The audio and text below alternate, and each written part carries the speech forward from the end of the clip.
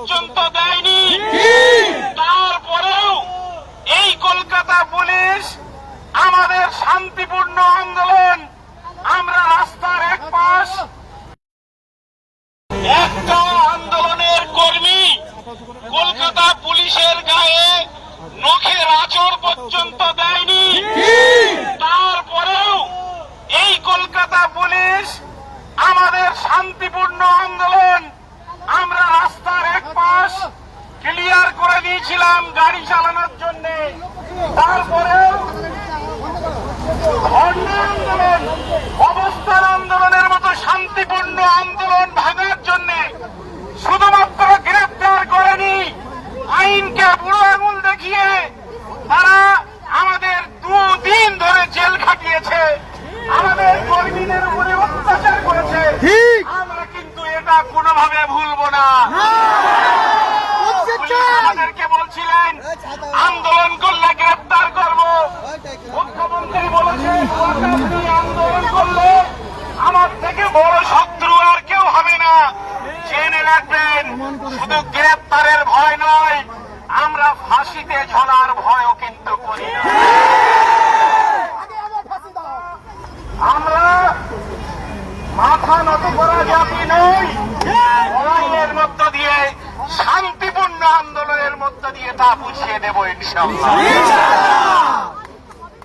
কি একটা আন্দোলনের কর্মী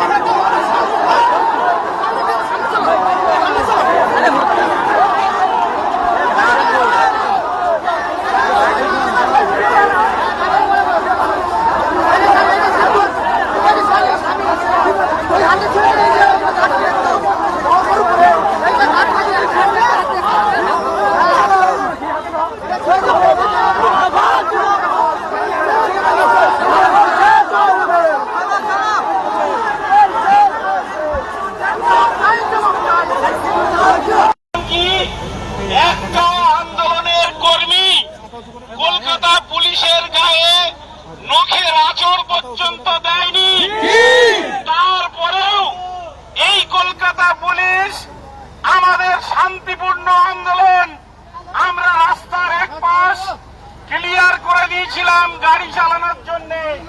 তারপরেও ধর্ণা আন্দোলন, অবস্থান আন্দোলনের মতো শান্তিপূর্ণ আন্দোলন ভাঙার জন্য শুধুমাত্র গ্রেফতার করেনি, আইনকে বুড়ো আঙুল দেখিয়ে তারা আমাদের 2 দিন ধরে জেল খাটিয়েছে, আমাদের কর্মীদের উপরে অত্যাচার করেছে। আমরা কিন্তু এটা কোনোভাবে ভুলবো না। আমাদেরকে বলছিলেন আন্দোলন করলে গ্রেফতার করব, মুখ্যমন্ত্রী বলেছেন আন্দোলন করলে আমার থেকে বড় শত্রু আর কেউ হবে না। জেনে রাখবেন, শুধু গ্রেফতারের ভয় নয়, আমরা ফাঁসিতে ঝোলার ভয়ও কিন্তু করি না। আমরা মাথা নত করা জাতি নই। লড়াইয়ের মধ্য দিয়ে শান্তিপূর্ণ শান্তিপূর্ণ আন্দোলনের মধ্য দিয়ে তা বুঝিয়ে দেব ইনশাআল্লাহ।